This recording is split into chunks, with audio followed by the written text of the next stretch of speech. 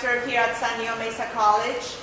And we are so honored to have had this beautiful exhibition of Helen Redman's work. The exhibition has received a lot of wonderful attention with an article on CDB that just came out, and also a lot of great comments from people who've seen the show. And it was really a labor of love. We put a lot of heart into it. We've been working on it for 2 years, at least, if not a little bit longer. And I'm, besides being the gallery director, I also run the museum studies program. So we also had a wonderful student, Natalie Martinez. Where's Natalie? Who was helping Helen throughout the semester. And she did a fabulous job just helping her with the exhibition, getting Helen and I designed the show, but Natalie was there to help us organize it and get it all packed and bring it over here. So I wanted to thank her. It's looking back at Helen's family, at her life, her children, her grandchildren, her pregnancies, and it was a wonderful exhibit for our students in that it also showed the progression of an artist. It showed all different types of drawings, from the contour drawings that you see here of Paula, to pastel drawings, to acrylic paintings, to an installation. So it also showed the students how you can work with a theme and how it evolves and changes. I'm sure the color theory students loved it too, because there's such beautiful and different palettes that you used, around this exhibit and different things. So we invited Helen to give a talk today. We had a wonderful conversation with her daughter, son, and granddaughter the evening of the reception. But this was a way for Helen to tell us a little bit about her work here in the gallery. And she's somebody who's been very influential in the arts here in San Diego. She's part of the Feminist Image Group, and she also is helped people deal with grief and loss. And she's also, being so supportive and such an important part of the arts here in San Diego.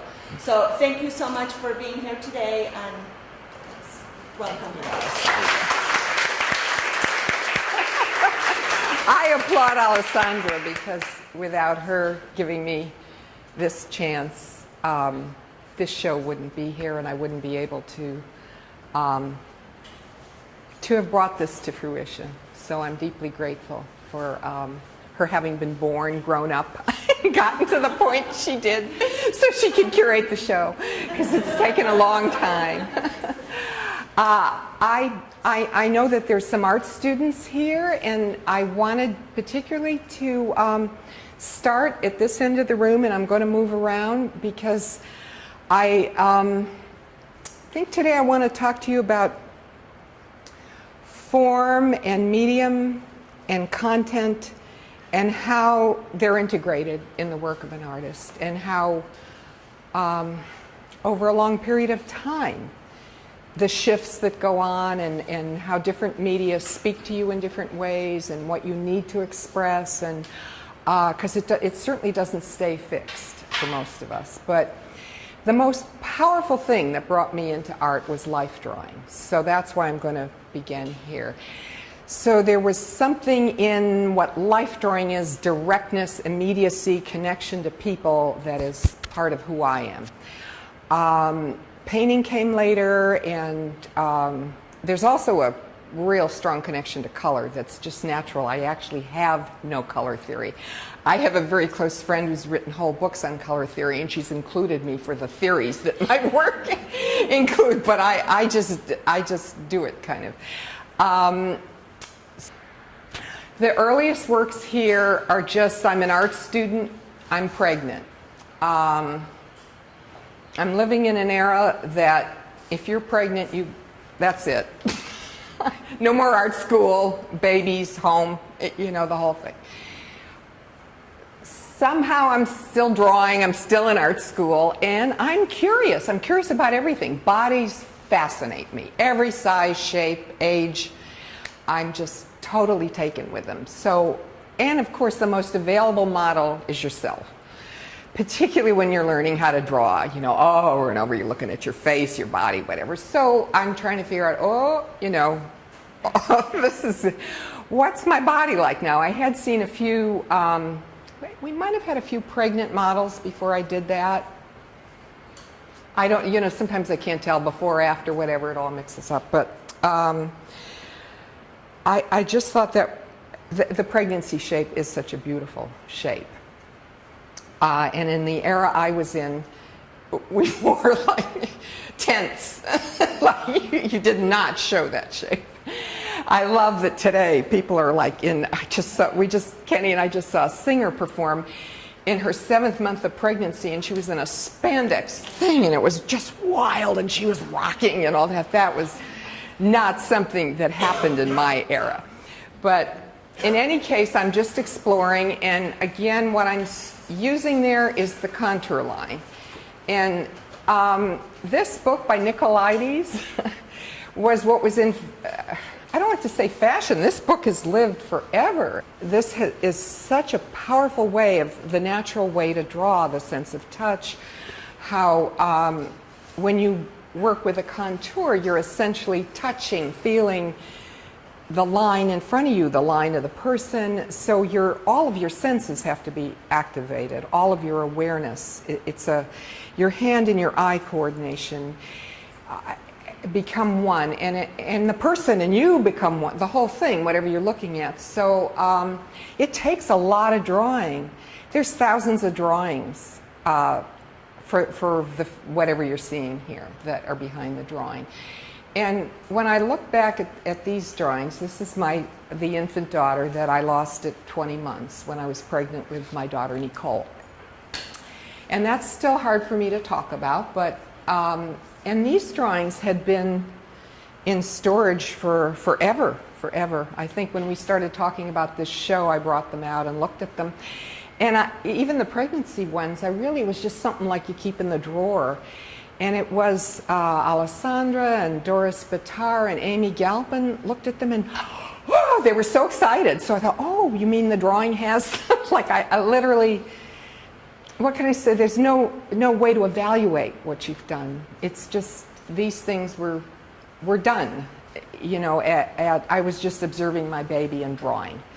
And I knew how to draw because I was an art student and I was drawing every day. And pen and ink, which I could not do today. And I want you to really see the difference. I love that, how I'm drawing today, which is much more careful and slower and picking up on the texture and erasing. I erase if I don't like something.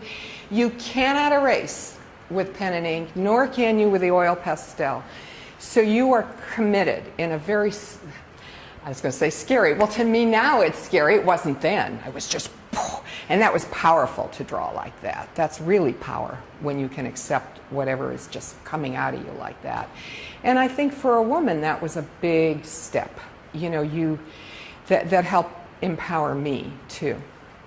So these are some of the drawings. By the way, there's just a portion of how many works there are that are here in the gallery because I kept doing them. So, okay, the drawings here and part of what we put together, this is a much later piece. This was done actually over time. So here we have direct, I maybe spent, 10 minutes, 15, maybe less, maybe 5, I don't know. A baby is moving. I don't even know what the time is. It's so quick. And now I'm in another phase where things are slower. And I ponder over everything. And I make a mark, and then a year later I say, I want to put something else on there, or I want to take something off. So I'm sort of letting that come through as a part of aging creativity. Not to hold on to these aesthetics, like the fast and spontaneous and the big is the best. Or because we have all these doctrines, and if you've lived long enough as an artist, you'll hear all of them. So I originally began this, and even again, you'll see the contour. That contour line is still marking nearly everything I do throughout the gallery, but this was originally just a canvas like that. And somehow, oh, this was going on during my menopause series, or just when I was really going through passages and life and death, and I read about the crone is in other cultures, and maybe still today, is often the midwife and the last person at death too. So that sense of encapsulating a life, the way you see that hands on the baby there, the old hand. So you're being born, it is the crone or the elder who brings you through and also who helps your passage out. And then that sense of, and then the mother is bursting forth with the, see, I'm no longer that mother phase, bursting with milk and the belly, and then that thing of the skeleton, and just it's life and death wrapped into one. I think that piece, more than any, puts that all together. And then I did different things with wrapping it with the canvas. And about a year ago, I was invited to show an exhibition that had to do with art on motherhood. Like taking a long time for those to come around. And I looked at the piece and I had to ship it. It was in Chicago. It was for the Women's Caucus for the Arts. You know, these again are not, you're not going into galleries and seeing these things. These are more specialized in what happens. And suddenly it just became all the forms that represents for me. There are many, and I'm losing the word. I remember swaddling. My child was born in France, and they swaddled the baby. I don't think we do that now, but that wrapping. And the body is wrapped in a shroud when you die, and that's one of the things my daughter does now. She washes, in her Jewish ceremony, she washes bodies. That's the daughter that was inside me, and prepares them in a cloth shroud. So, you know, there are strange, when I talk about content, there are strange things that come through over time that we can't explain what that is or why that is, or that are part of us. So, and then it also has almost like a womb-like shape, or a vagina, or it has many connotations, and then it turns out to have historical iconography, symbology, and I'm not going to get into that. But I'm just going to move over to here, where this is a very conscious piece, almost, I don't want to go conceptual because I'm not a conceptual artist, but I think a lot. I mean, I'm not just a blind, like, process, whatever. But, so my later works, I'm involved with texturing a lot, with older textures. So the wood itself is very important to me. So I start with that wood texture. And no one lives near me anymore, all my family. So also all these portraits keep the children with me. I had to, you know, I carried this and got my grandson's hand, and this is my youngest grandson, and he's 18 now. He's got a big hand, like he's no longer the little kid that's around there. And then that's my eldest grandson, who's I think 28, and I actually had to work off a photograph because my granddaughter, who's 30, is so busy in the world and in her work that I couldn't.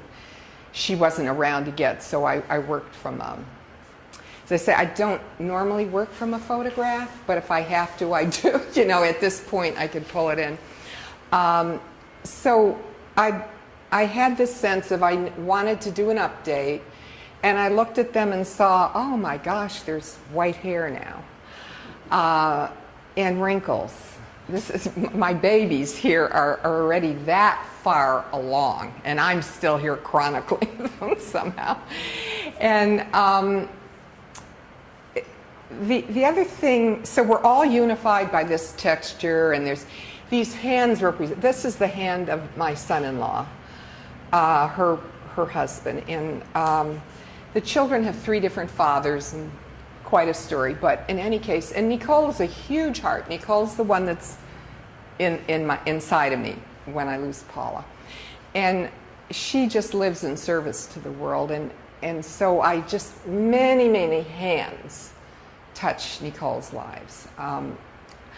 So I wanted to catch that about her. And everything I put on here, it does have symbolic import. And, you know, even here, this is, that's my thumbprint that came off the birth print of the footprints for Paula, which, and Alessandra and I were talking about, maybe we'll do footprints all around the cabin. We've had many ideas. The footprint started coming up because, again, I had not dealt with this till later in my life. I had to just go on when this happened to me. And I happened to go through something and find the birth certificate. I think they still make birth certificates, don't they, with the footprints? Yeah. Okay. Everything is so different now. I don't know. But so then it became, I don't know which one I started on. Nicole. The first one was Nicole. And you can see I wanted to unite us. I wanted to bring us all together, my 3 children. So I started with her, and I just tentatively put that footprint there, sort of straight up. And then I think I went next here to myself. Now, when I do myself, I will actually I can be, what's the word, bolder or crazier than if I'm doing a portrait of someone else, because I'm sensitive to how that other person may react or feel. I'll still allow what's coming up in my form of expression, but I'm definitely more sensitive when it's a portrait of someone else. When it's myself, it's totally whatever I'm feeling. There is no outside standard on it of any kind. And it was interesting to me to see where that I placed her smack. It's the third eye here. She's smack in my, that footprint is right here. And then when I did this with my husband's hand, Kenny, another point, I put it here. It's like a pulse point. And it's also, the hands are so important to me too. So those things, even though I say I was thinking about it more, I still work in a way where what arises, arises. And I go with it or don't go with it, or put it in or erase it. But if it's kind of like trying to hear what's speaking to you, so that you can express it. So, okay, and then my son here you can see his work too.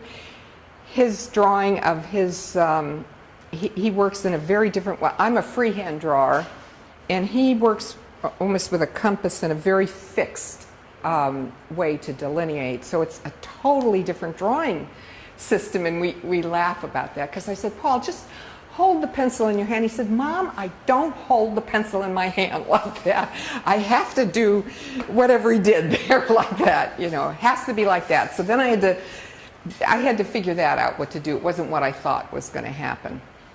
And I realized part of what I'm saying here is, and that's his work too, my son carries on being the artist in the family. And all the rings of the tree, these are all collage pieces that I Xeroxed into different shapes. The whorl of the tree means a lot to me, the way the accretion of age is shown. So wood, texture, branches of the tree playing around, and these things here, last minute, this was right. Somehow I said, somebody came and said, oh, you should make it interactive. We were going to do something with that, but didn't have time. But the ledge came up, the idea that it was almost like an altarpiece, what I had created. And and Mariella, you did such a beautiful altarpiece. You know, that idea that we could do contemporary altarpieces too, you know. So I put, my drawing tools are here. And always some detritus, the stems, the branches. And this little piece here is a chip from my son's ceramic. And then again, the footprints. Paula walks with us. And I've really tried to make that a beautiful thing, that she walks with us, not tragic or sad. It's just, it's an acceptance, and she's there, and bless her, and but she's with us, whether they knew her or not. She's with us. So okay. Well, then we flip into this other kind of drawing that I was talking about. This is Shira. These are in the 2000s or 1997. So I did this around the time I was doing a whole series on what did I call it? The Beauty of Old. I was doing elder women and men, but more women.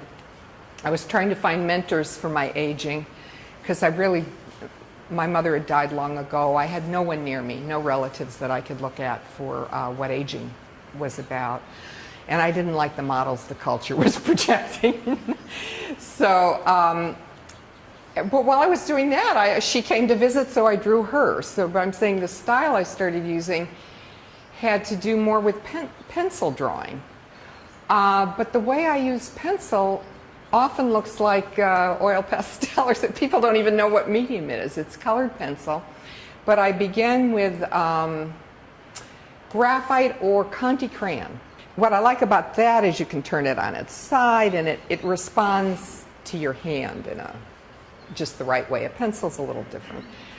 But sometimes I like that hard of the pencil, too. You know, I want to be very exact.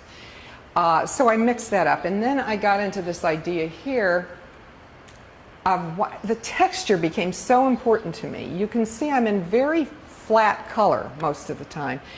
But as I got older, the layering or the texturing, I was just drawn to that. And it makes sense. That's what there's so many layers in you.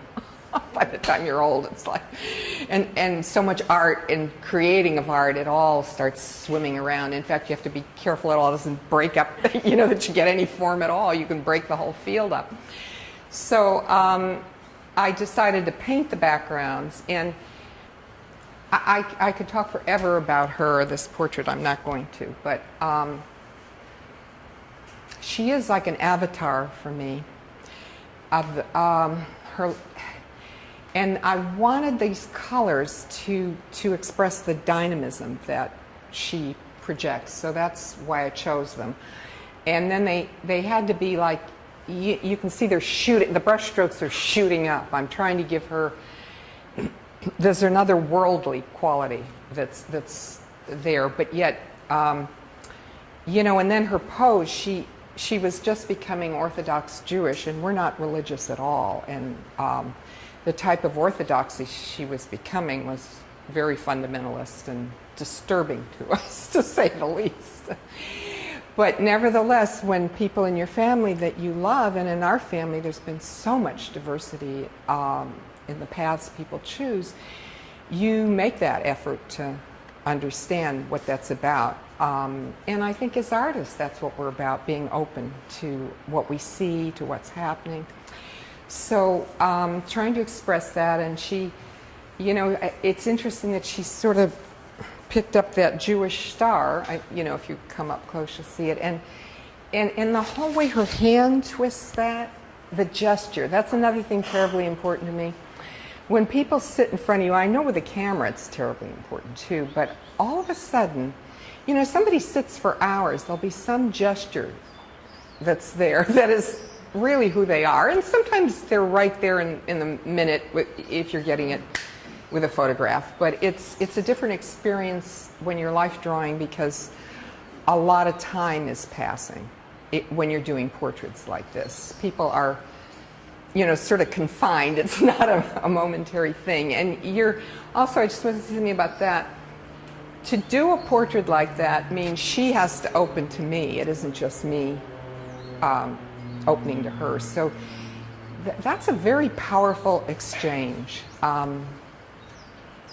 Is that clear with what I mean by that too? It's like, and I think that means a lot to me as a woman to say that, because it's an empathic trait, and there's so much figurative painting that is not, people are not, it's just using the woman as a model, or as a set of lines or planes or curves, or you know, it's a very different, that's all fine too, but it's very, very different.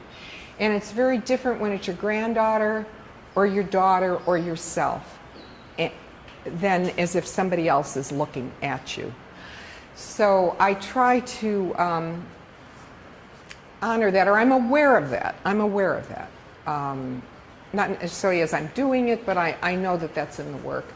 This is her earlier, and we've got some back there where she's actually painting on the canvas. But I love that she's putting her little black nail polish on. But you know, there's been, her life is difficult, and that's a hard thing to feel as a grandmother too. Okay, babies. Somebody said to me, Seth, who was interviewing me, said, or no, maybe it was Jim Shute. He said, what made you go inside? You know. Well, you know, these were pretty exceptional circumstances. I was actually living in a very isolated situation in Paris in a tiny apartment. I had the kitchen tables where I did this, and my first husband was a scholar of fairy tales and French literature, and he was at the bibliothèque every day. That was how he was dealing with stuff. He was microfiching and doing all those things that don't even exist anymore. And I was home alone in my 9th month of pregnancy, and the tool I had was my art. And I got these papers, and I just started drawing. I had a mirror, I started drawing. I was also studying the Lamaze method for natural childbirths, because childbirth had become totally medicated. You were knocked out. In fact, Paula was born that way too. And the doctor insisted, it's like it was his delivery, it had nothing to do with me, you know. So I was learning about natural childbirth in French, which I had very broken French. In any case, you know, there was no grief support for me. There was nothing like that. I was just alone in this room, and maybe sometimes that's the best way. I just drew. I had my art. And I was studying this Lamaze method. So they show you, oh, the baby is here. The baby is at this, it looks like this. You know, the diagrams, the medical diagrams. And you know that you want that baby to be in the head to be down. So, you know, I'm very careful to, she's really going here. That's the birth position you want that baby to be in. So I didn't know the word visualization at the time. That's some of what's happening here. I was not a student of yoga at the time. I didn't understand. Like now I know how to link up inside, outside, interior, you know, in those things. I can feel into the body, and I've always been interested in that. But I would just pick up one of these greasy oil pastel. Again, you can't change anything.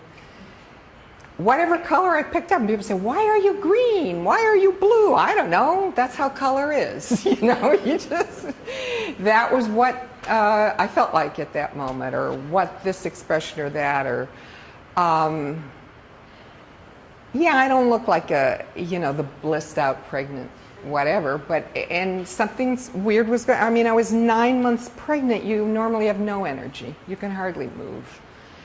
And I was doing, these are physically demanding things to do, these drawings, let alone emotionally. So I don't know. That was it. I was just crazed. Or I knew what I needed to do.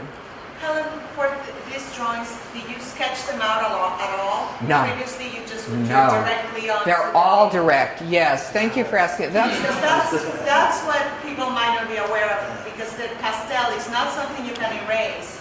So you have to have certitude when you were putting down those lines. Where that certitude came from at that point in my life, that is like one is just inner driven or whatever it is that enables you to do that kind of work. And again, that I knew how to draw. I don't think if I was just starting, I could have gotten there. But, well, it's like, who cared? Who cared?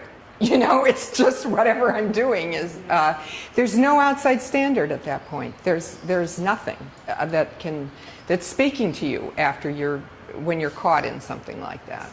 So, And I just share one other crazy story. I mean, I did these and I did feel they were really powerful. They were, people hadn't seen work like this. And I remember going to I finally worked, this was after the baby was born and my husband was watching her, and I worked myself up to go to an art dealer in gallery in Paris. And it turned out to be a very famous one who was handling color field paintings, I think at the time, like Maurice Lewis, or gorgeous color things. But I remember, you know, here I was in this vulnerable state anyway, and I'm taking out the drawings, which are on the floor, and I can just feel behind me, like, you know, like when you say, oh, this guy's not interested at all, you know. And then he says, ah. I mean, maybe he didn't go that strong, but there was definitely these are like Van Gogh's drawings. And while Van Gogh is my personal hero, he still is. I mean, what an insult to say I was drawing like Van Gogh. I mean, wow. But at the time, I mean, I just, again, so you know, you pack your stuff back up and don't show it to anybody for a while. Fortunately, when I went back to the States, my professor, Roland Rees, who a number of us have had as a professor here, told me they were fantastic. You know, it gave me a whole show with them, but again, a show in the student gallery. Yes, everything you're looking at, this entire wall is all, and the one as you enter, is all speaking to this experience of life and death and the birth of Nicole. So she's born, and I mean, I have a few others, but it's like I am watching her like a hawk. I mean, every mother is anyway, but this is a double intensity. Every breath, and I'm drawing her. I'm just, you know. And again, these drawings would not look like that if I weren't paying that kind of intense attention. And I love that about drawing, that drawing really teaches us to see and to be aware. And no matter what medium you're going to work in, it's just so powerful. Remains that way for me. You know, just around the time, too, that I finished my catalog, and I just want to mention that the stories of the children are in the... That was another decision I made. Instead of doing the fine arts catalog, I mean, we have a few art history writers in there, but I wanted the voices of my children to be present. And I wanted to do this the way a mother would do it. That was again, another fighting statement to do it that way. And I happened to read my professor that I love above all, that my mentor, Roland Rees. I looked at his I saw a video he did, and a whole book. You know, I think there's one line where it mentions he has some children in the book. Almost nowhere. And this man had something like 6 children.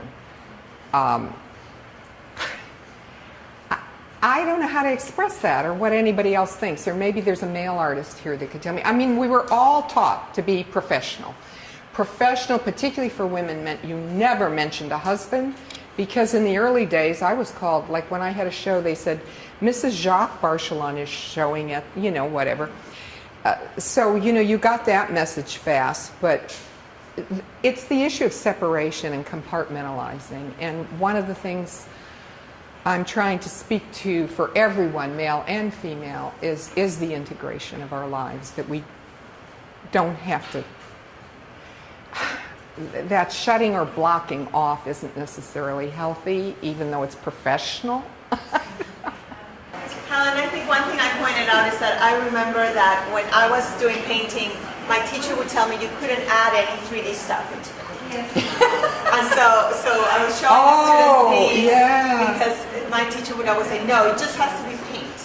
And so did anybody chastise you from? Well, that's interesting what you're saying, because this piece did not have any added things to it. But I had a very close friend, David Tamayo, who was a gay man and died of AIDS. And he, I didn't have the right system, and I said, David, I want to show this. And he came up with this idea of the belts. And I thought, how fantastic, because this was my son, it's an early age that he's coming out. What does he say? Well, no, I knew since he was about 14 or 15, but this kind of, that's another thing that's unusual, a mother looking at her son that's gay and that sexuality and expressing that. And then years later, this is what I love about this, years later, David puts those pieces on, and by that time I'm out of art school. I'm far away from any, galleries don't do my work, so who cares? You know, it's like, if that's a cool idea, I'll go with it, you know, and it was to me. But I love that interaction, and again, that's there in the portraits too, because it's like Paul is wearing that Picasso shirt, which in the catalog he tells you it's from a music tour that's going on. He's back from San Francisco. I'm copying one of his drawings here. I'm actually painting it.